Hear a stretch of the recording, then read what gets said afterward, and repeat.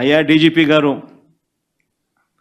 అయ్యా పోలీసులు, మీ అందరికీ నేను ఒకటే చెప్తా ఉన్నా, 3 సింహాలు మీ టోపీ మీద ఉన్నాయి. సెల్యూట్ కొట్టాల్సింది 3 సింహాలకు సెల్యూట్ కొట్టండి. అంతేగాని ఈ మాదిరిగా అమ్ముడు పోయి, ఈ మాదిరిగా ప్రజాస్వామ్యంలో ఉంటూ ప్రజాస్వామ్యాన్ని అవహేళన చేయడం పోలీసులుగా మీ వృత్తికి మీకు రెండింటికి కూడా ఇది కించపరిచినట్టు అవుతుంది. ఇదే పోలీసు వాళ్ళకి చెప్తా ఉన్నాం, మీరు చేస్తా ఉన్న అగత్యాలు ఎంత దారుణంగా ఉన్నాయి అనంటే కొన్ని ఉదాహరణలు చెప్తాను. మీ మనస్సాక్షిని మీరు ప్రశ్నించుకోమని చెప్పి అడుగుతా ఉన్నా ప్రతి పోలీస్ ఆఫీసర్ను కూడా. ఎందుకనంటే ఈరోజు ప్రభుత్వం వీళ్ళది, కానీ ఎల్లకాలం ఈ ప్రభుత్వం ఉండదు. కానీ మీరు చేసే పనుల వల్ల పోలీసు వ్యవస్థ పేరు, ప్రఖ్యాతులు, రెప్యుటేషన్ మీరు పన్నంగా పెడతా ఉన్నారు. మీరు చేస్తూ ఉన్న ఎంత దారుణమైన ఇల్లీగల్ అరెస్టులు చేస్తూ ఉన్నారు అని అంటే జనరల్ గా ఇలాంటి అంటే మనం ఆఫ్ ది ఫ్రాంక్ గా మనం ఒక ఈ గవర్నమెంట్ ర్యాంకు స్టేటస్ పక్కన పెడితే కడుపుకి అన్నం తినేవాడు అయితే ఇలాంటి భాషలు ఆడవాళ్ళ మీద వాడరండి మన సమాజంలో. ఏమో పూర్వకాలంలో రాక్షసులు ఉండేవాళ్ళు అంట, ప్రేతాత్మలు పిశాచాలు ఉండేవి. ఇది ఋషులు యాగాలు చేస్తుంటే చెట్లు నరికి లేకపోతే జంతువులు చంపి రక్తం తీసుకొచ్చి ఆ యాగ మంటల మీద పోసేవాళ్ళు అంట. ఇక ఆ జాతికి చెందిన వాళ్ళు.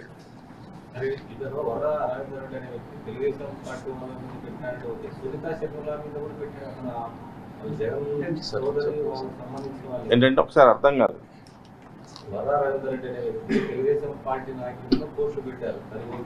కానీ సునీత శర్మల పైన కూడా పెట్టారు అసభ్యకరంగా. ఆయన ఇంటెన్షన్ ఏం లేదు. రాఘవరెడ్డి ఇచ్చాడు, పెట్టాడు, 13,000 తీసుకునేవాడు అంతే నెలకి.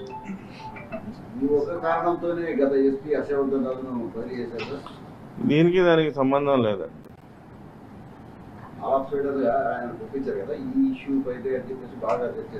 ఇష్యూ అని కాదు, రకరకాలు ఉంటుంటాయండి దానికి. అది ప్రభుత్వం అనేది ప్రభుత్వం డిస్క్రిప్షన్ అండి, ఎవరు ఎక్కడ ఉంటారు అనేది ప్రభుత్వం యొక్క విచక్షణ. దానికి మనం ఏం మాట్లాడాం. అవునండి, పెట్టారు. అదే అదేనండి, అది ఇప్పుడు చూడాలండి. ఇప్పుడేమో నేనే కొన్ని పోస్టులు పెట్టానని అంటున్నాడు. సో అది దీన్ని ఇప్పుడు దాని మీద ఫర్దర్ ఇప్పుడు మనం సునీత గారు కానీ ఎవరైనా కంప్లైంట్ ఇస్తే లేకపోతే హైదరాబాద్ నుంచి ఇక్కడికి ఆ కేసు బదలాయిస్తే మనం ఫర్దర్ విచారణ చేపడతాం.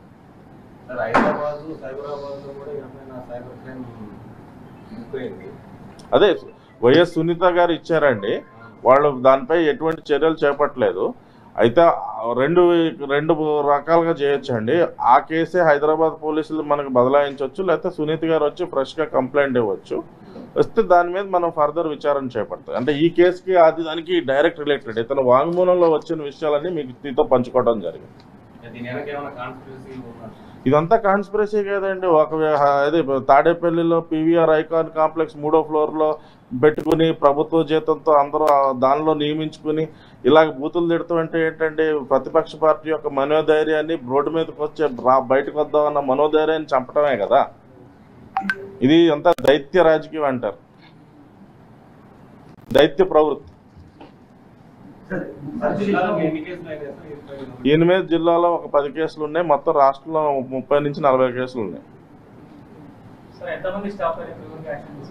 ఏమండి ఏ విషయంలో అండి? మా స్టాఫ్ మీద ఎందుకు తీసుకుంటాం?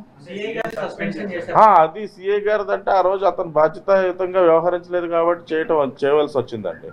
ఇతన్ని ఖచ్చితంగా ఇతనికి అన్నమయ్య ఇప్పుడు వాళ్ళ దగ్గర మేము 41A నోటీస్ ఇచ్చి వదిలేశారు. అన్నమయ్య వాళ్ళు వస్తున్నారు, వాళ్ళకి హ్యాండ్ ఓవర్ చేయమంటే హ్యాండ్ ఓవర్ చేసే ప్రక్రియ ఏదైతే ఉందో సక్రమంగా నిర్వర్తించలేదు. చెప్పా ఫస్ట్ వ్యక్తి వచ్చేసి వర్రా రవీంద్ర రెడ్డి, తండ్రి సూర్యనారాయణ రెడ్డి అండి. Next Subbareddy and third person is Uday Reddy. కరెక్ట్నా? Uday, third person is Uday. మరి సుబ్బారావు వాళ్ళిద్దరూ ఇతన్ని పారిపోవటానికి సహకరించారు తప్పితే ప్రత్యేకంగా వేరే నేరంలో వాళ్ళదేమీ లేదు. their role is not into the morphing and posting as such. అతను తప్పించుకునే క్రమంలో అతను సహకరించినందుకు వాళ్ళని కూడా పట్టుకున్నాం.